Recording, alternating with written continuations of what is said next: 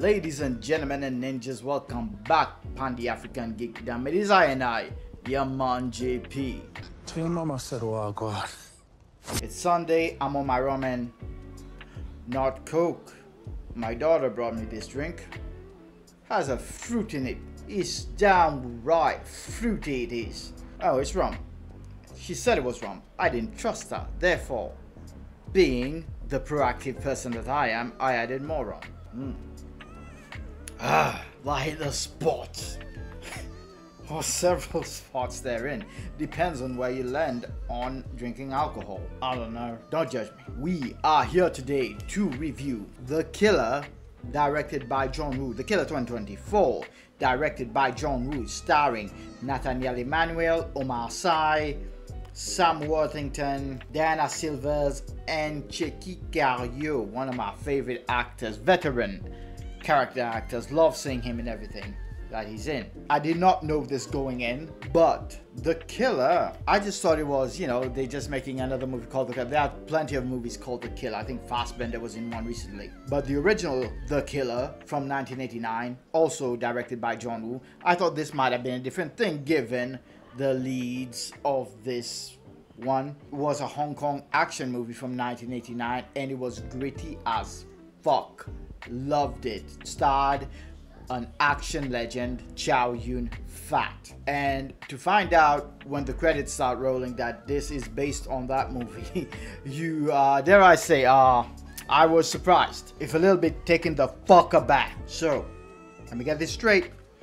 We went from Chow Yun Fat to Miss Sunday. Chow Yun Fat. Miss Sunday. Chow Yun Fat. Action star, screen legend. He ain't lying. Oh, okay. I was ready to write it off if it had not been for the fact that it is also directed by John Woo. And fuck, give me my drink. Let's attempt to get into this one. See if it's worth a piss.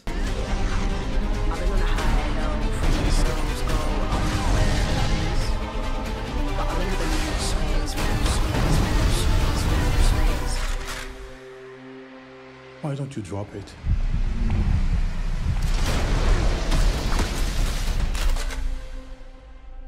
I'm not the one out of bullets.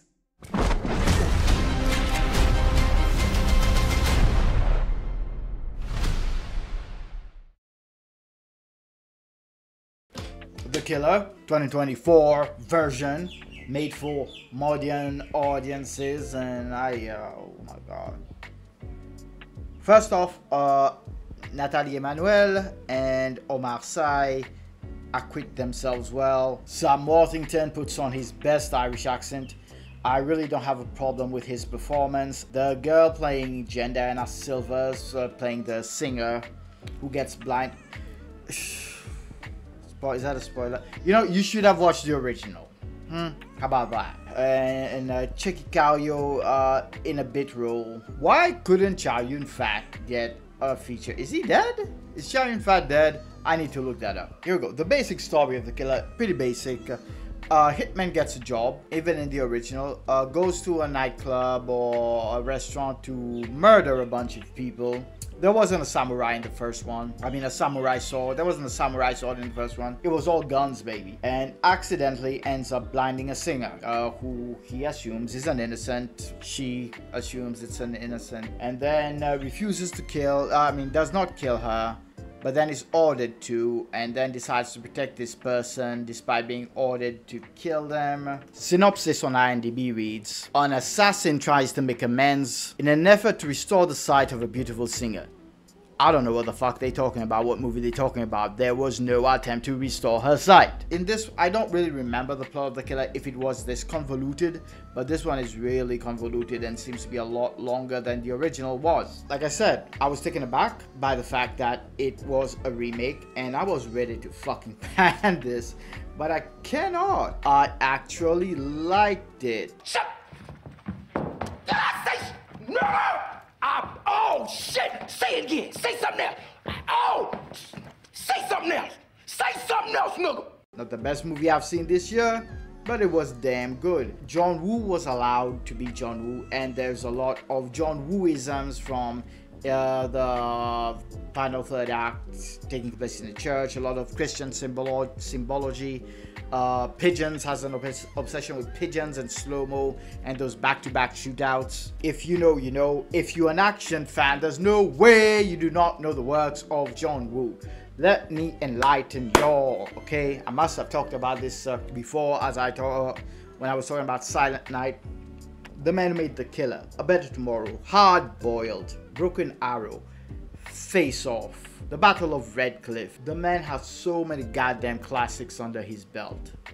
And yes, Face Off is a classic. Fight me. Or shut the hell up. What the fuck, you know, blood clot. Slew there! Who there? Who there? Well done. And the issue with this one is that obviously it was given a bigger budget, and when it came to the original, you really felt it. On a limited budget, they used what they had, and it felt grittier and dirtier. Actually, the film quality itself, the grain in the film, everything that came together to make that movie what it was just work. The blood splatter effect, there's not much blood splatter effect in this. Lots of people get shot, maimed, and you know, stabbed, but should have been more blood, should have been gorier if you ask me. And you give John Woo his flowers. At his age, still directing, fan-fucking-tastic. Silent Night, bit of a disappointment, but most of our favorite veteran directors seem to have fallen off their game a bit. Actually, it's my favorite. Scorsese with Killers of the Flower Moon, yeah, still doing his thing. That was a good movie, but Ridley Scott, his last two, Napoleon and The Last Duel, I didn't really like those. I didn't have an issue with Prometheus and Alien Covenant, but John Woo, Silent Night, I didn't really like it. And there was a one bit Manhunt, I think, before that. Yeah. But this one is pretty good, bodes well. I hope this means Ridley's Gladiator 2 is gonna be a banger. So anyway, in this one, our leads are played by Natalie Emmanuel as Z, the assassin, and Omar Sy as Say, the police officer in question. Dan Lee, I think, was the police officer in the original killer. Chow Yun Fat was the assassin. Chow Yun Fat, man. You cannot replace Chow Yun Fat. He had charisma and screen presence and a physicality that the only person I would compare to Chow Yun Fat is right now Keanu Reeves.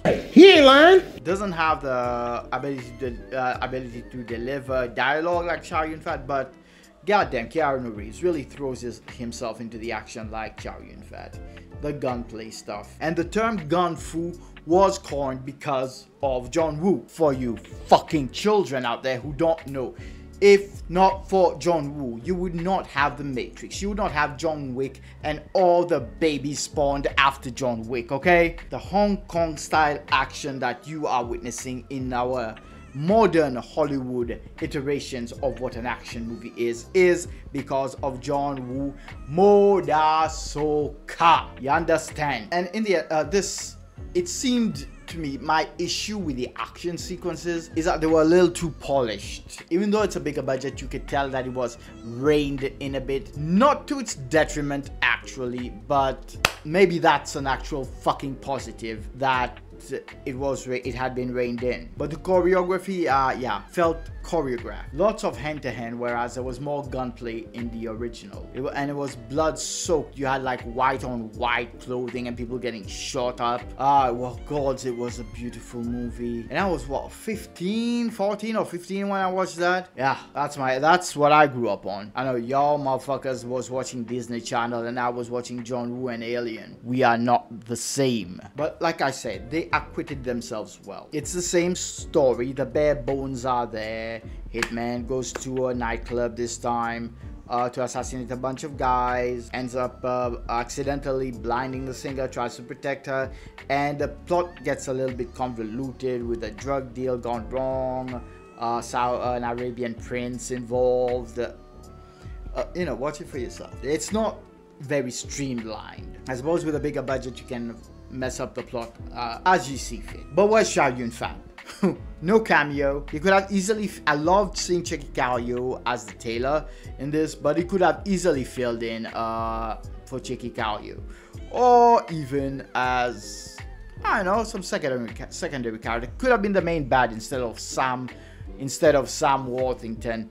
And Sam Worthington also, yeah, people usually complain about his acting. I did not have an issue with him in this. Maybe playing the villain who has a suit and is a total asshole is his actual calling. And all in all, I had a good time, and not that it matters here, but I watched it with my mom, who knows I'm a John Woo fan, who also, once I introduced her to the filmmaking of John Woo, we went to watch Face Off in France, in the cinemas. And yeah, she respects his film, like she loved it. My mom is a 50s baby, and you know, she loves her action movies. Die Hard is her favorite movie, and she loves John Woo stuff, and she loved this. So if that's a measure of anything, you know, my mom